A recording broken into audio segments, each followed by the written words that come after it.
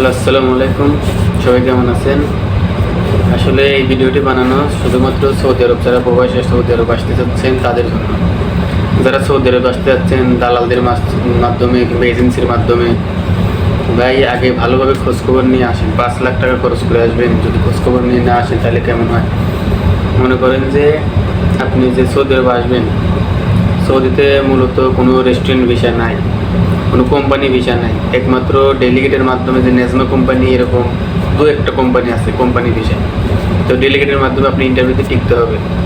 আর যাদেরকে বলতেছে যে দালালরা বলতেছে তুমি যাওয়ার পরে তোমাকে এই রেস্টুরেন্ট ওই রেস্টুরেন্ট এই কোম্পানি মসজিদ ক্লিনার এইসবই মনে করেন যে সবচেয়ে বড় ফাঁদ।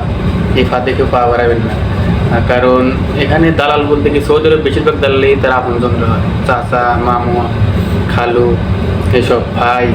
এসব আপনাদের কি বলবে যে দালালরা বলবে যে তোর বাইক না আমার বাইক না তোর ভাই আমার ভাই, এসব বললে আপনাদেরকে সৌদি নিয়ে আসবে। সৌদি কোনো কোম্পানি ভিসা নাই, এক কথায় বলতে গেলে যেটা এখানে আছে সাপ্লাই ভিসা।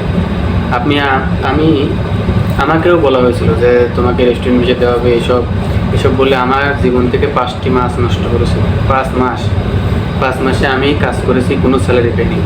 আমাকে দিয়ে ক্লিনারের কাজ করেছে, বিভিন্ন রকমের কাজ করেছে, যা বলতে গেলে অনেক টাইম হয়ে যাবে। আপনাদের আমি স্ক্রিনের মাধ্যমে পিকচারগুলো দিয়ে দিচ্ছি। রেস্টুরেন্টে ইন্টারভিউর কথা বলে আমাকে ফার্স্ট ক্লিনারে ভর্তি করে দেয়, তারপরে আবার আমাকে কার্টুন লোড আনলোডের কাজ দেয়, একটা মাতামে নিয়ে যায়, ওখানে আবার পুরা 12 ঘন্টা ডিউটির কথা বলে 16 ঘন্টা ডিউটিতে করায়। এইভাবে ডিউটি আমাকে 5 মাস কাজ করেছে, কোনো স্যালারি দেয়নি, শুধুমাত্র খাওয়ার টাকা দিয়েছে। এখান থেকে ওখানে কাজ করেছে, ওখান থেকে ওখানে কাজ করেছে, আর বলছে যে কাজ করো টাকা পাবে, কিন্তু আমি কোনো টাকা পাইনি। আপনাদের যেটা বলতে চাচ্ছি, যদি কোনো বন্ধু বান্ধব মামা খালু যেই হোক, একমাত্র রেস্টুরেন্ট ভিসা আছে কাদের জন্য? যারা মনে করেন যে সৌদি আরবে আছে অলরেডি। আমাদের যে আমি যেরকম এখন একটু বার্গারে কাজ করতেছি, এখানে একটা লোক দরকার।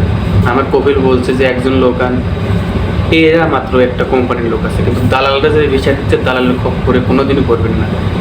দালালরা যে বলতেছে রেস্টুরেন্ট, এখানে রেস্টুরেন্টের কোনো ভিসা নেই।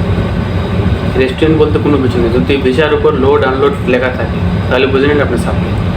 আমি আপনাদেরকে স্ক্রিনের মাধ্যমে এই ভিসার পিকচারটাও দিতেছি যে কোন ভিসা সাপ্লাই। নিচে দেখতে পাচ্ছেন লোড অ্যান্ড আনলোড ওয়ার্কার লেখা আছে, এটাই সাপ্লাই ভিসা মূলত।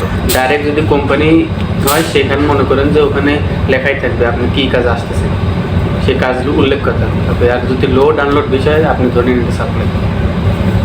আর সৌদি আরব আসতে 4-5 লাখ টাকা খরচ করে আসতেছেন, এই টাকা উঠাতে আপনি কমসে কম 2-3 বছর খাটতে হবে।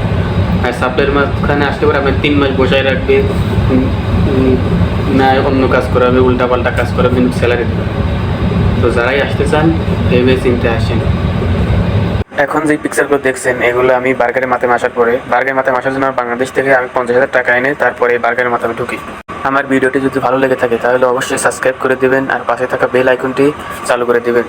এরকম সৌদির আপডেট নিউজ পাওয়ার জন্য আমার চ্যানেলটি সাবস্ক্রাইব করে রাখুন।